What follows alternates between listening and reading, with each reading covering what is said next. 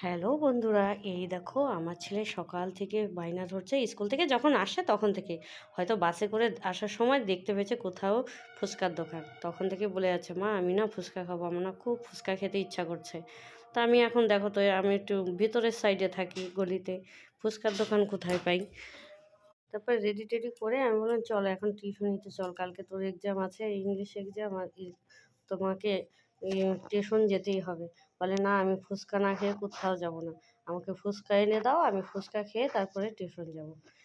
তারপরে এখন কোথায় পাই এত, মানে বাইরে বৃষ্টিও হচ্ছে, ঝিরিঝিরি বৃষ্টি হচ্ছে। আগে একভাবে হয়ে গেল, মেয়েকে যখন ছাড়তে গেলাম তখন পুরো ভিজে টিজে আসছি, এখন ছেলেকে দিতে যাবো টিউশনে। তারপরে দেখো দুটো লঙ্কা দিচ্ছি ওই ফুচকাটার মধ্যে, ওটাই খেয়ে নেবে। দেখো একটা লঙ্কা দিয়ে দিচ্ছি, এই লঙ্কা সমেতেই ও খেয়ে নেবে।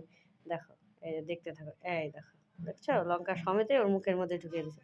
এত ঝাল খেতে পারে, এত টক খেতে পারে, ওর বাবাও যেমন ঝাল খেতে পারে, টক খেতে পারে। এইটুকু বাচ্চা ছোটবেলা থেকেই ঝাল ঝাল খাবে, চোখ দিয়ে জল পড়বে, আর ঝাল খাবে, মাংস এগুলো অনেক ঝাল হয় কিন্তু ও খেয়ে নেয়।